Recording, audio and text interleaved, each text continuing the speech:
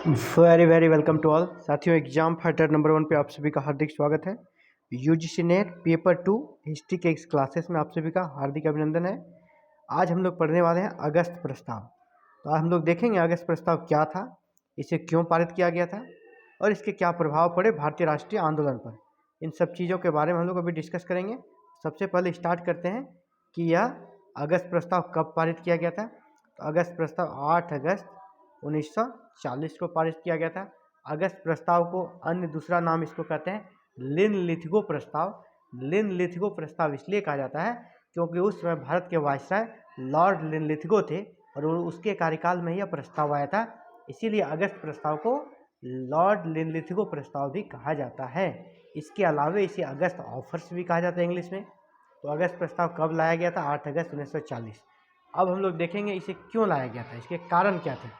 इसके कारण में हम लोग पहले इसके थोड़ा बैकग्राउंड पे जाते हैं। हम लोग सभी जानते हैं कि 1939 से 45 तक 1939 टू 1945 एक बहुत ही बड़ी घटना विश्व पटल पे चल रही थी और वो था second world war. Second world war second world war का ये दौर था और इस दौर से पहले भारत में जो 1939 था, इसके पहले भारत में 1937 में प्रांतीय चुनाव हुए थे। 1937 में याद कीजिए प्रांतीय चुनाव हुए थे और इस चुनाव में कांग्रेस ने 8 प्रांतों में सरकार बनाई थी और एक उत्तरदायी सरकार भारत में चल रही थी। और एक तरह से भारत को स्वशासन के क्षेत्र में एक बहुत बड़ा कदम इसे माना जा रहा था कि भारतीयों को अपने बारे में निर्णय लेने का अधिकार मिल चुका है, उन्हें अपनी सरकार मिल चुकी है, देशी सरकार स्वदेशी सरकार मिल चुकी है।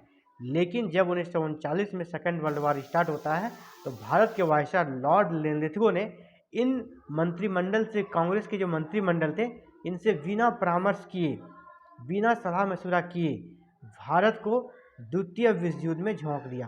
कह दिया, घोषणा कर दिया भारत भी द्वितीय विश्व युद्ध लड़ रहा है अंग्रेजों की तरफ से। इसके कारण नाराज होकर कांग्रेस के जितने भी प्रांतों में सरकारें थी वहाँ के मंत्रियों ने त्यागपत्र दे दिया सामूहिक रूप से 1939 में त्यागपत्र दे दिया। इसके त्यागपत्र दे देने के बाद भारतीयों में एक तरह से अंग्रेजों के प्रति आक्रोश था। कांग्रेस में अंग्रेजों के प्रति आक्रोश था कि उन्होंने भारत को द्वितीय विश्व युद्ध में झोंक दिया और एक संकट में भारत को भी शामिल कर लिया और इसमें भारतीयों से परामर्श तक भी नहीं लिया। जो कि सरकारें बनी थी, स्वदेशी सरकारें थी, वो सरकारें, इसका मतलब क्या था? उस सरकार का कोई वैल्यू नहीं था, इसलिए इन्होंने इस्तीफा दे दिया था। तो एक प्रकार से कह सकते हैं भारतीयों का सहयोग अंग्रेजों को द्वितीय विश्व युद्ध में नहीं मिल रहा था, जिसके कारण उसे असफल होने का डर था, द्वितीय विश्व युद्ध में हारने का डर था। और ऐसी स्थिति ब्रिटेन की हो भी गई थी, वो किसी तरह हारते हारते बची थी। तो उसे लग रहा था किस प्रकार भारतीयों को साथ लिया जाए और भारतीयों से द्वितीय विश्व युद्ध में सहयोग लिया जाए। और एक तरह से कह सकते हैं इसीलिए चारा फेंका गया था, जैसे मछली को खिलाने के लिए चारा फेंका जाता है, तो भारतीयों को फंसाने के लिए, भारतीयों को फुसलाने के लिए अगस्त प्रस्ताव का चारा फेंका लॉर्ड लिनलिथगो ने भारतीय राष्ट्रीय कांग्रेस के पास कि आप लोग हमारे इस प्रस्ताव को स्वीकार करें और द्वितीय विश्व युद्ध में अंग्रेजों का साथ दें। तो देखते हैं, इसके हम लोग कारण को देख चुके हैं, ये कारण क्या था हम लोग देखते हैं इसमें क्या बातें थी। एक एक पॉइंट को डिस्कस करते हैं। कांग्रेस के मंत्रिमंडलों से त्यागपत्र के बाद कांग्रेस का वार्षिक अधिवेशन, जब उन्हें त्यागपत्र दे दिया तो उसके बाद कांग्रेस का जो वार्षिक अधिवेशन हुआ था वो रामगढ़ में हुआ था, जो कि वर्तमान झारखंड राज्य में है और तत्कालीन बिहार में स्थित थी। 1939 में रामगढ़ में कांग्रेस का अधिवेशन हुआ, जिसमें उन्होंने एक प्रस्ताव रखा कांग्रेस ने कि अब हम लोग क्या करेंगे, हम अपना प्रांतों की सरकार को तो इस्तीफा दे दिए हम लोग, अब हम लोग ब्रिटिश सरकार का तभी साथ देंगे द्वितीय विश्व युद्ध में जब वो केंद्र में, प्रांतों में नहीं, अब केंद्र में अंतरिम सरकार गठित की जाए भारतीयों के द्वारा, जिसमें भारतीय शामिल हो। केंद्र में अंतरिम सरकार गठित कर दीजिए, हम लोग आपका द्वितीय विश्व युद्ध में साथ देंगे। ये प्रस्ताव रामगढ़ अधिवेशन में कांग्रेस ने पारित कर दिया, ताकि अब लॉर्ड लिनलिथगो ने क्या किया, जो भारत के वायसराय थे लॉर्ड लिनलिथगो ने द्वितीय विश्व युद्ध में कांग्रेस का सहयोग प्राप्त करने के लिए अपना एक अलग ही प्रस्ताव दिया और जो कांग्रेस का प्रस्ताव था उसे उन्होंने अनसुना कर दिया और उन्होंने अपना प्रस्ताव दिया, जिसे अगस्त प्रस्ताव कहा गया है, क्योंकि ये 8 अगस्त 1940 को दिया गया था, इसलिए इसे अगस्त प्रस्ताव बोलते हैं। इसमें कहा गया कि अंतरिम सरकार का गठन नहीं होगा, अंतरिम सरकार के गठन के मांग को खारिज कर दी, जो कि कांग्रेस चाह रही थी। और उसमें जो उन्होंने अपना मुख्य सुझाव दिया कि अब किस प्रकार की व्यवस्था होगी, इसके लिए 2 पॉइंट उन्होंने दिए। पहला कहा कि युद्ध के बाद, युद्ध जब सेकेंड वर्ल्ड वॉर खत्म हो जाएगा, आप हम लोगों को युद्ध में साथ देंगे तो संविधान निर्मात्री संस्था का गठन किया जाएगा, जो कि भारतीय राष्ट्रीय कांग्रेस बहुत पहले से ही डिमांड कर रही थी। भारत के लिए एक संविधान सभा का गठन हो जो भारतीयों के लिए संविधान का निर्माण करे, उसी के अनुसार देश का शासन चले। तो बोला कि हम उस मांग को आपको स्वीकार करते हैं, यानी आप जो बहुत पहले से मांग रहे हैं उसे हम लोग स्वीकार कर लेंगे। इसके बाद एक युद्ध सलाहकार परिषद की स्थापना की जाएगी, यानी युद्ध के संबंध में निर्णय लेने के लिए एक सलाहकार परिषद का भी गठन किया जाएगा। यानी जो डिमांड था, बहुत पुराना डिमांड था, उसे उन्होंने स्वीकार कर लिया, लेकिन अंतरिम सरकार के गठन का मांग को खारिज कर दिया। तो इस अगस्त प्रस्ताव का जो मुख्य बात थी उसको आप समझिए कि संविधान सभा के गठन के बारे में जो प्रस्ताव, जो डिमांड किया जा रहा था, उसे इसने स्वीकार कर लिया था। लेकिन इसके अलावे भी उन्होंने क्या कि वायसराय का जो एग्जीक्यूटिव काउंसिल है, कार्यकारिणी परिषद है, उसका विस्तार किया जाएगा और भारतीयों की संख्या वहाँ पे बढ़ाई जाएगी।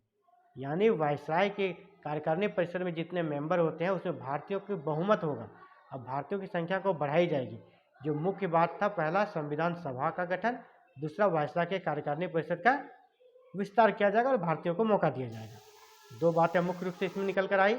इसके बाद अब कांग्रेस का प्रतिक्रिया आना था और भारतीय राष्ट्रीय कांग्रेस ने इसे अस्वीकार कर दिया। कहा कि हम लोग को ये स्वीकार नहीं है, हमें अंतरिम सरकार चाहिए। हम लोग संविधान सभा तो लेंगे ही, लेकिन उसके कीमत पे युद्ध में साथ नहीं दे सकते हैं। इसके साथ ही पाकिस्तान की मांग को भी इसमें स्पष्ट रूप से स्वीकार नहीं किया गया था, जिसके कारण मुस्लिम लीग ने भी इसे अस्वीकार कर दिया। पाकिस्तान की मांग को भी अगस्त प्रस्ताव में स्वीकार नहीं किया गया था, जिसके कारण मुस्लिम लीग ने भी इसे अस्वीकार कर दिया। यानी यहाँ से अब जो देखते हैं हम लोग ऑब्जेक्टिव प्रश्न क्या क्या बन सकते हैं, स्टार्टिंग करते हैं। सबसे पहला, अगस्त प्रस्ताव कब जारी किया गया था? 8 अगस्त 1940। किस वायसराय के काल में? तो लॉर्ड लिथगो के कार्यकाल में। अगस्त प्रस्ताव के विरोध में कांग्रेस ने कौन सा अधिवेशन किया था? तो रामगढ़ अधिवेशन 1940। संविधान सभा के गठन के मांग को किस प्रस्ताव में स्वीकार किया गया था? तो अगस्त प्रस्ताव में। संविधान निर्मात्री सभा संविधान सभा के मांग को स्वीकार कर लिया गया था। दूसरा कि अगस्त प्रस्ताव का जो दूसरा मुख्य जो उनका सुझाव था वो क्या था? वायसराय के कार्यकारिणी परिषद का विस्तार और युद्ध सलाहकार परिषद की स्थापना। कांग्रेस ने अगस्त प्रस्ताव को क्या किया? स्वीकार किया और अस्वीकार किया? तो अस्वीकार कर दिया। तो यहाँ पे 3-4 ऑब्जेक्टिव प्रश्न बन सकते हैं और जैसा कि डिस्कस किया जा चुका, इससे बाहर यहाँ पे प्रश्न नहीं बन। सबसे ज़्यादा पूछा जाता है लॉर्ड किस वायसराय के कालकाल में यह प्रस्ताव आया था, लॉर्ड लिथगो को कब आया था और इसका मुख्य सिफारिश क्या था? तो मुख्य सिफारिश 2 पॉइंट में आप इसको कर सकते हैं। पहला कि संविधान निर्मात्री सभा का गठन किया जाएगा, दूसरा वायसराय के कार्यकारिणी परिषद का विस्तार किया जाएगा।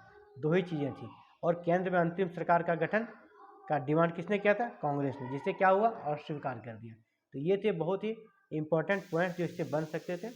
और इसी प्रकार एवरीडे 9 AM को यहाँ पर यूजीसी नेट 11 पेपर 2 की क्लासेस हो रही है, आप भी इसे ज्वाइन कर सकते हैं बिल्कुल मुफ्त में। बस चैनल को आपको सब्सक्राइब कर लेना है, बेल आइकन को प्रेस कर लेना है, वीडियो अपलोड करते ही आपको नोटिफिकेशन मिल जाएगी। Thank you very very much. Have a nice day to all.